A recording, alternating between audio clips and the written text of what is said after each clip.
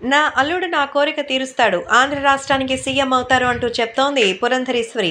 పురంధరేశ్వరి ప్రస్తుతం ఎన్టీఆర్ గురించి చెప్తూ, మరి జూనియర్ ఎన్టీఆర్ ఖచ్చితంగా తెలుగుదేశం పార్టీలోకొస్తారు. ఆయన సీఎం అవుతారు. ఇదే నా కల. నందమూరి కుటుంబం చేతుల్లోకి మళ్ళీ అధికార పీఠం దక్కాలి అనేదే నా కోరిక అంటూ చెప్తోంది పురంధరేశ్వరి. పురంధరేశ్వరి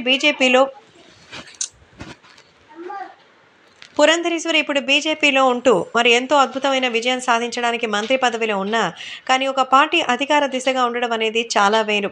కాబట్టి ఇప్పుడు పురంధరేశ్వరి జూనియర్ ఎన్టీఆర్ని తెలుగుదేశం పార్టీ కైవసం చేసుకోవాలని కోరుకుంటున్నారు.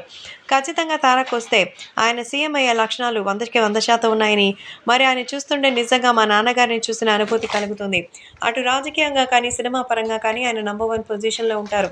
ఇక ఆయన జాతకం కూడా ఇదే చెప్తోంది. కాబట్టి రాబోయే కాలంలో ఖచ్చితంగా తారక్ నంబర్ 1 పొజిషన్‌లో రాజకీయాల్లో నిలబడతారని, తారక్ వల్ల నందమూరి కుటుంబం నుంచి వెళ్ళిపోయిన ఆ సీఎం పదవి మళ్ళీ వస్తుందని, మా నాన్నగారి ఆత్మ శాంతిస్తుందని చెప్తోంది పురంధరేశ్వరి. ప్రస్తుతం నా అల్లుడు మా కోరికను తీరుస్తారని, ఆంధ్ర రాష్ట్రానికి సీఎం అవుతారని పురంధరేశ్వరి చెప్తోంది.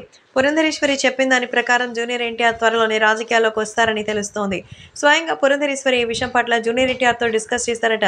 ఖచ్చితంగా ఏపీ రాష్ట్రంలో ఒక సీఎంగా బాధ్యతలు స్వీకరించాలని, భవిష్యత్తులో నందమూరి కుటుంబ పేరు ప్రతిష్టలు నిలపాలని పురంధరేశ్వరి కోరుకున్నట్టుగా తెలుస్తోంది.